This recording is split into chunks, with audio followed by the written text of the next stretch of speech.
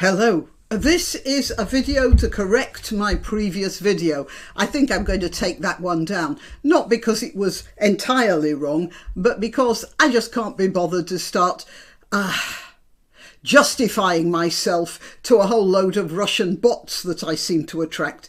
Okay, before I carry on, I'm Granniopteryx. I'm on YouTube, Rumble, BitChute and Minds. I'm also on Twitter and Gab, where I let you know when I've uploaded a new video. Please like this video, please share it, please subscribe to my channel. All the links are in the description, including links to donation sites if you want to use them. But yeah, best thing, click that like button. All right, now I shall more or less cover the ground I covered in my previous video with one or two extra observations. And the first one is that I have absolutely no love for Mr. Prigozhin. He's a thoroughly unpleasant character, a criminal, a violent man, and a mercenary of the worst sort.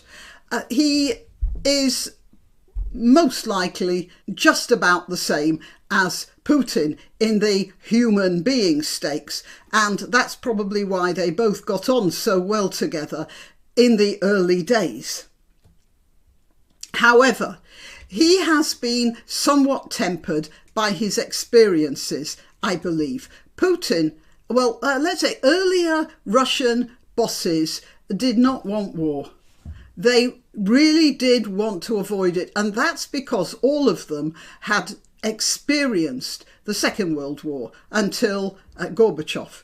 They all knew what it was like. As little as they had respect for democracy and all the rest of it, they knew how terrible war was.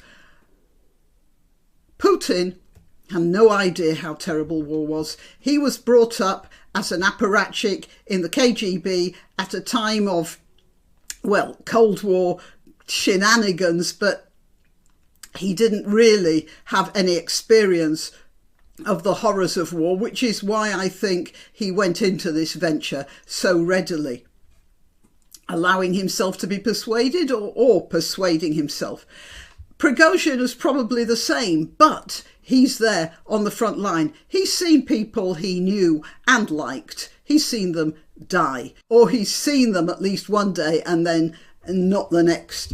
And he knows how terrible that is. He's also seen what's going on the ground. The starving soldiers on his side and the traumatized civilians on the other side. He knows how bad it is. Whatever he may think of the rights and wrongs of Russia's imperial ambitions, he does have some hands-on experience, and that might have given him more of an idea of what things like this, how they really operated. Now, what I did, the reason I'm making this video again is because I showed a picture of a tank stuck in a gate, which I thought was a Russian tank. Turns out it was a Wagner tank in Rostov, and they didn't know how wide the gateway was or how wide their tank was, and tried to get out of the gate and ended up getting stuck in the gate. That's just about the only damage the Wagner group seemed to have committed in Rostov. Well, you don't bash your tank into a gatepost unless you're really badly trained. And this is why I did consider not re-uploading a video, because I thought, well, it doesn't really matter. If the Russians had got stuck, it shows they're badly trained. If the Wagner got stuck, then it shows they're badly trained. But obviously, if the Wagner are beating the Russian army, it means the Russian army's worse trained even than that. But yeah, I thought I like to be accurate, and I don't like to give wrong provenances. So I shall continue. There's Prigozhin. He's been on the front line for quite a while. He's a very unpleasant, murderous person, but he at least knows what war is from a personal experience, and that doesn't make him a better person than Putin, but it might make him a more careful person. Okay, let's see if I can...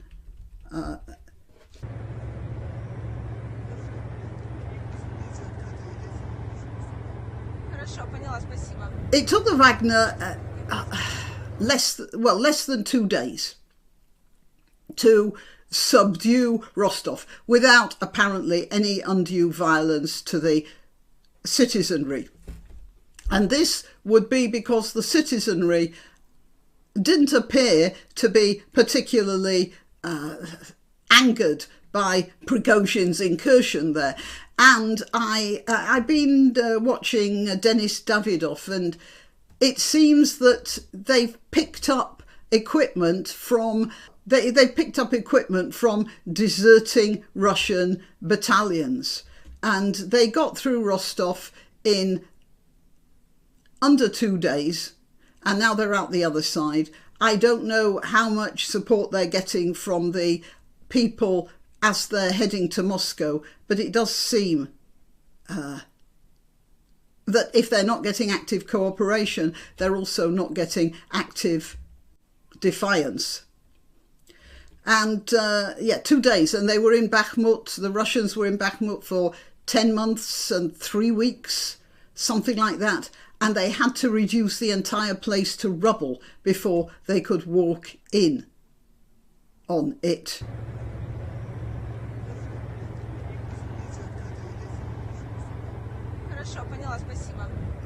It's an amusing little picture, isn't it? It's just a symbol in so many ways of the incompetence of the Russian army, of their lack of training. These are Wagner people, but they get the same training as the rest of the Russian army, perhaps a bit better actually.